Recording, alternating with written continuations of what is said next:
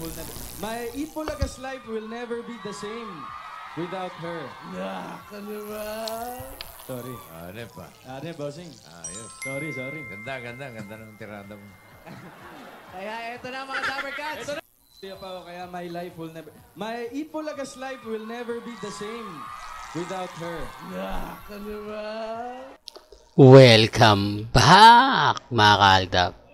Ito na naman po ang inyong lingkod, si Mr. Destiny.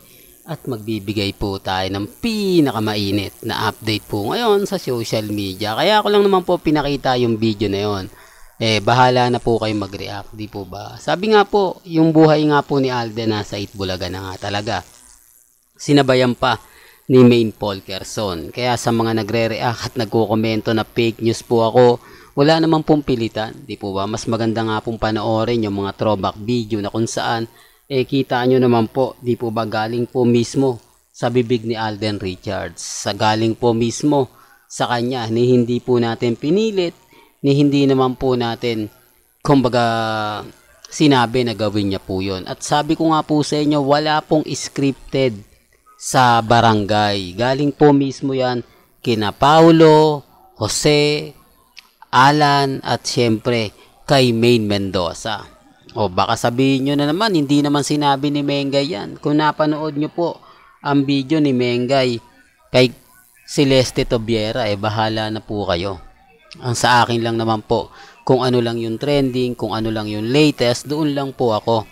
Di po ba sa mga nagsasabi na fake news ako, yung mga update ko hindi totoo, okay lang po yan. Normal lang po para sa akin yan. Ang importante lang naman po sa akin, maging updated po kayo. Ano man po yung mga sinasabi ng iba, ano man po pahayag ng iba, okay lang yan, normal lang po yan. Ang importante, kung ano po yung saloobin po ninyo, kung ano yung magiging senaryo po ninyo, di po ba? Basta sa akin lang naman po, kung may nakita po kayong hindi kaaya-aya, mga update na talagang mapapaisip po kayo, pupunta lang naman po kayo sa channel ni Mr. Destiny. Dito naman po sa channel natin, lahat na mga gusto nyo pong mapanood, mapakinggan, relax lang. Hindi po ba? Darating naman po yung point, magiging matatag din kayo, magiging kampante. Sabi ko nga po sa inyo, sa mga nagsasabing fake news ako, sa mga nagsasabing lahat ng mga video natin ine-edit lang, never po. Hindi po tayo nag-i-edit at never po tayong gumagawa ng mga fake news, lalo na nga po mga edited picture. Di po ba? Apektado lang po sila, sinasabihan lang po tayong fake news dahil yung mga sinasabi natin hindi po nila tanggap. Di po ba? Na kung saan kahit saang anggulo nyo tignan, never pong nagpakilig at never po na masasabi nyong Armin meron. Wala po talaga. Gawa-gawa lang po nila yan. Hindi katulad ng Aldab, talagang naandyan na yan. Simula't simula pa lang. Simula po na magsama sila Mengay at Tisoy, talaga naman pong nabuo na ang fandom ng Aldab. Di po ba? Pero bago tayo magsimula at bago natin ituloy itong napakagandang update natin, kung bago ka lang sa channel na to at isa kang true-blooded Aldab Nation na nagmamahal po kila Mengay at Tisoy, tama po ang channel na pinuntahan mo, kaya consider na po kitang bagong subscriber. At huwag mong kalimutang i-share ang mga video po natin sa mga mami, sa mga titas, at sa mga senyor. Re-remind ko lang po sa mga ayaw pong maniwala, sa mga nagsasabi na fake news ako, yung mga sinasabi ko hindi daw totoo, okay lang naman po yan. Hindi naman po ako namimilit Hindi naman po tayo yung tipo ng ganito ganyan. Ang sa akin lang po kung ano yung latest, kung ano yung trending, dun lang po tayo. At sa mga magpapakalat po ng mga fake news na hindi totoo, okay lang po yan. Hindi po ba? Basta sa akin, yung mga bagay-bagay po na ina-update ko, galing po sa dalawa. Marami kasi nagtatanong, gaano nga po ba karami yung alam mo, Mr. Destiny? Ano nga po ba yung nasayo kung bakit kampanting-kampante ka at matatag? Lahat po ng mga sinasabi ko, hindi naman po lahat yon po pwede kong banggitin dito. May mga bagay-bagay na hindi nyo naman po talaga ako paniniwalaan. Hindi po ba? Mas matindi yun kasi yun sabi lang. At naniniwala naman po ako sa mga pahayag na mga ganon at komento. Hindi lang po nila matanggap na ako lang po yung nagbabalita. Lalo na po kung sasabihin ko lahat ng mga sinasabi ng mga mamis, mga titas, mga malalapit kila Mengay, kila Alden. Ikukwento ko yung mga sinasabi nila, mga nagaganap. Di po ba? Sample lang po dun po sa cinema visit ni Alden. Ang dami po talagang mga komento sa akin. Alam mo, Mr. Destiny, nung tinanong ko si Alden Richards, o karamihan ng mga nagtatanong, magandang ngiti lang yung mga binibigay niya. Wala siyang sinasabi na hayaan nyo na lang, kumbaga, di po ba? Basta kung ano lang yung ano nyo, ganto ganyan. Wala po, kumbaga siya ngingiti lang at sasabihin niya.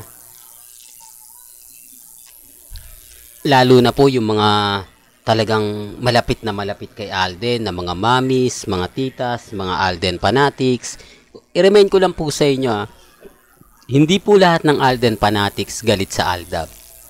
Hindi po lahat ng mga main fanatics may sama ng loob sa Aldab. Yung iba nag-aantay lang. Yung iba, kumbaga, kumukuha lang ng buwelo. Hindi po ba? Kasi iba po yung Armin sa mga main fanatics. Sabi ko nga po sa inyo, yung Armin, wala naman po talaga yan eh. Hindi katulad ni Alden na nakakausap po, nakapagbibigay ng mga update. Pero, siyempre, hindi naman po nila sasabihin on cam kung ano nga po ba talaga yung sinasabi ni Alden off cam. Hindi po ba? Kasi alam namin wala namang maniniwala. Maniniwala po ba kayo kung sinasabi ni Alden na mayroon nga po talagang pelikula na gagawin sila ni Mengay at yun ay pinag-uusapan na? May maniniwala ba?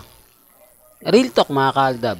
May maniniwala ba na madalas sila mag-usap ni Mengay na talagang kumbaga mas marami silang ganap kaysa kay Congressman Arjo?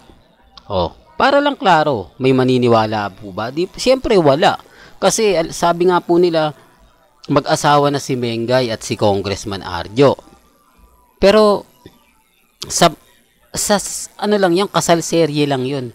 Wala naman po magpapatunay. Never nga pong nagbibigay ng update ng ginagawa ng mag-asawa. At saan ka naman po kasi makakita na, kumbaga bagong kasal kayo, hindi man lang kuya nagtagal ng honeymoon, 1 buwan lang, common sense na lang po.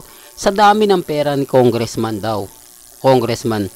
Arjo, at sa dami ng pera ni Mengay, di po ba sapat na yon para magpahinga? Sapat na yon para bumuo ng pamilya? Para lang klaro, para lang po sa kaalaman ng lahat. Di po ba? Sinasabi ko lang po ito sa mga taong dumadaan at bumibisita sa channel ko. Sinasabi ko lang po ito na maging matatag lang kayo, maging kampante. Hindi po ba? Tapos maraming ganito, maraming ganon, maraming ganyan. Relax lang kayo. Huwag po kayong basta-basta maniniwala sa mga sinasabi at pahayag ng iba. Ako naman po, pagdating sa mga bagay na ganyan, mahirap po talaga mag-komento, mahirap po talaga magsalita. Depende po sa mga sinasabi at pahayag ng iba. Sa mga nagsasabing fake news ako, sa mga nagsasabi ng ganito ganyan, relax lang po kayo. Hindi po ba? Kaya nga po yung iba mga ganito ganyan eh. Di po ba? Sabi ko nga po sa inyo, may mga bagay-bagay po na mahirap nga po talagang ipaliwanag. Mahirap nga po talagang magsabi, lalo na nga po pagdating sa social media. Di po ba? Kaya nga po kung titignan nyo, kung pagbabasihan po ninyo, relax lang po kayo. Di po ba? Tapos sasabihin nila, hindi, fake news ka Mr. Destiny. Alam nyo sa totoo lang po mga kaaldab, ang dami nating ebidensya at resibo na magpapatunay. Ang dami nating update na magsasabing ganito ganyan, di po ba? Relax lang po kayo.